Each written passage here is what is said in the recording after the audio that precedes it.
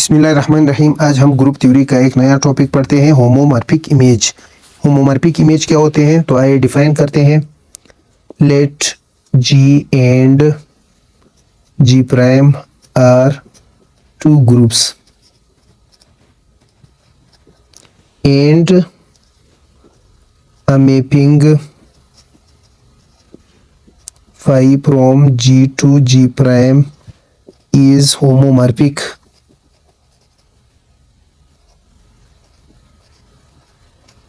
Is homomorphism.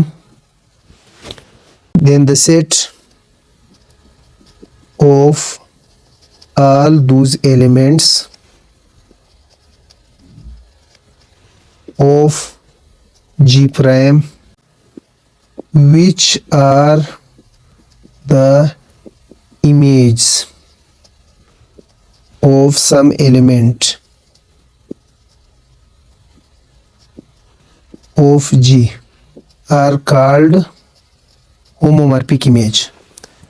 हमने दो groups उठा लिए, G और G प्राइम, और इनके दरमियान बनने वाली मैपिंग अगर होमोमॉर्फिज्म है तो G के वो तमाम एलिमेंट, G प्राइम के वो तमाम एलिमेंट जो G के किसी न किसी एलिमेंट का इमेज हो, तो उन तमाम एलिमेंट्स को हम क्या कहते हैं, होमोमॉर्फिक इमेज कहते हैं। और इसको डिनोट करते हैं पाई ऑफ G से, जो के बराबर है G prime is equal to pi of G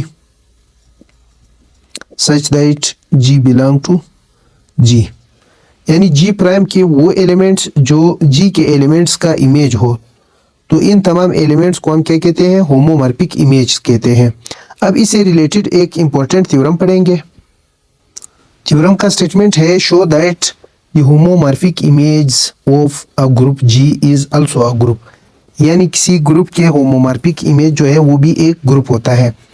तो आते हैं, प्रूफ करते हैं। Let G and G prime are two groups with respect to dot and let phi from G to G prime is homomorphism.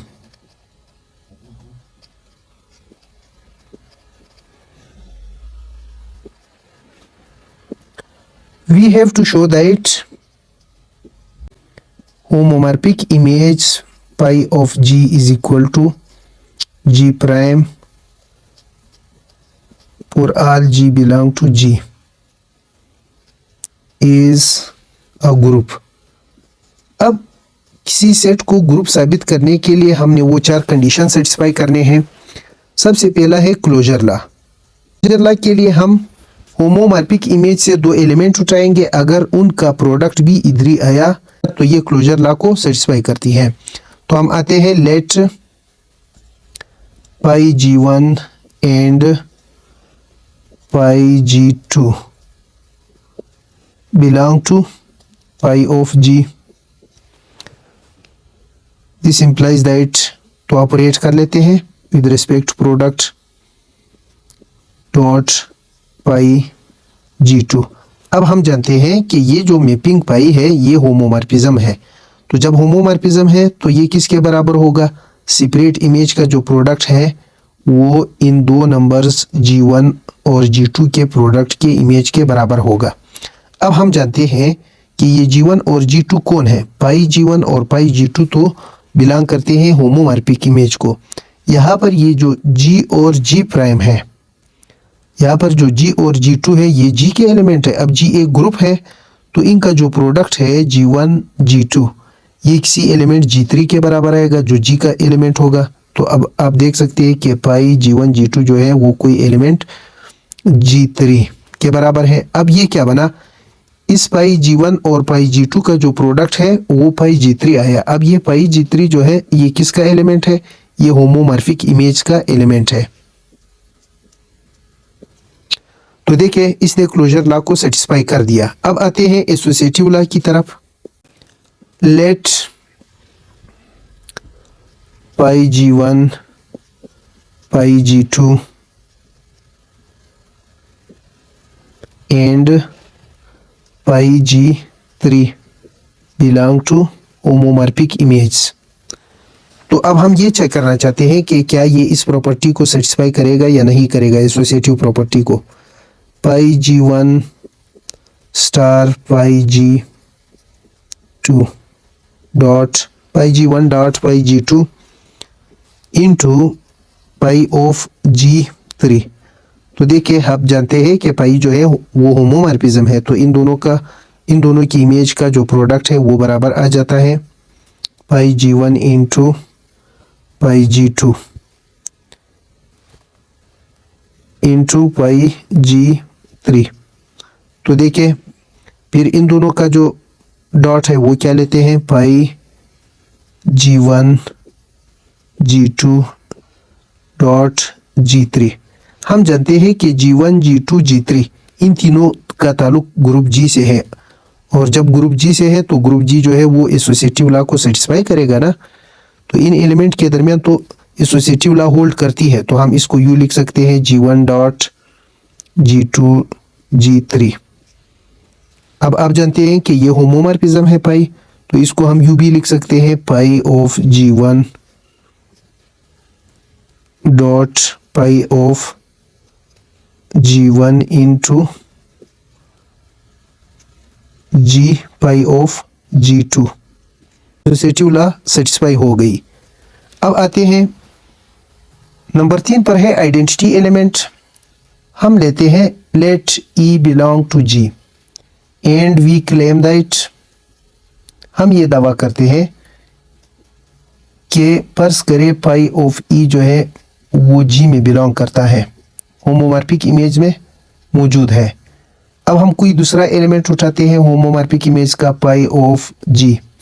अब इन दोनों को operate करते हैं। अगर इन दोनों को ऑपरेट करने से हमें वापस पाई ऑफ G मिलेगा, तो फिर पाई ऑफ E जो है वो इनका आइडेंटिटी एलिमेंट होगा और जो इसके अंदर मौजूद है। तो आते हैं पाई G into pi of E।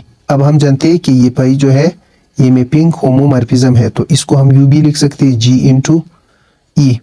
अब G और E जो है वो दोनों ग्रुप G के एलिमेंट है। अब G ग्रुप है तो इनका प्रोडक्ट हमें क्या मिलेगा, पाई ऑफ G मिलेगा। अब ये देखें हमने होमोमॉर्फिक इमेज का जो एलिमेंट है वो इससे मल्टीप्लाई किया, तो ये वापस हमें पाई ऑफ G मिला। तो ये क्या है, ये इस होमोमॉर्फिक इमेज का आइडेंटिटी एलिमेंट है जो इसके अंदर मौजूद है। अब नंबर 4 पर है इनवर्स एलिमेंट।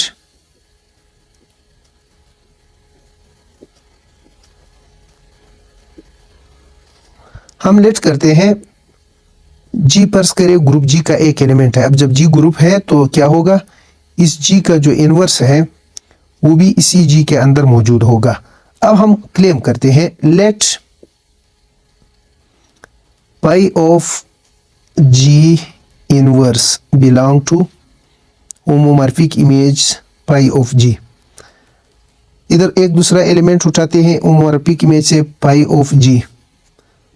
अब हम क्या करेंगे, इन दोनों को प्रोडक्ट देंगे, इन दोनों को ऑपरेट करेंगे। अगर इन दोनों को ऑपरेट करने से हमें पाई ऑफ E मिला, तो फिर क्या है, होमोमॉर्फिक इमेज के हर एलिमेंट का जो इनवर्स है वो भी इधर ही मौजूद होगा। तो आते हैं पाई of G into pi of G inverse. तो आते हैं ये पाई जो है होमोमॉर्फिज्म है, तो इसको हम यू भी लिख सकते हैं पाई of G into G inverse. अब G और G इनवर्स जो है वो किसके एलिमेंट है, G के एलिमेंट है। G एक ग्रुप है, तो G और G इनवर्स का जो आंसर हमें मिलेगा वो पाई ऑफ E मिलेगा। तो ये एक होमोमॉर्फिक इमेज हमने उठाया और इसके साथ प्रोडक्ट किया, तो हमें क्या मिला, पाई ऑफ E मिला। अब हमने दावा किया था कि ये एलिमेंट होमोमॉर्फिक इमेज हमने उठाया, तो ये क्या है, ये इसका इनवर्स एलिमेंट है। होमोमॉर्फिक इमेज के हर एलिमेंट का इनवर्स भी इधर ही मौजूद है। तो हिंस पाई ऑफ G जो कि होमोमॉर्फिक इमेज है इज अ ग्रुप, ये एक ग्रुप है।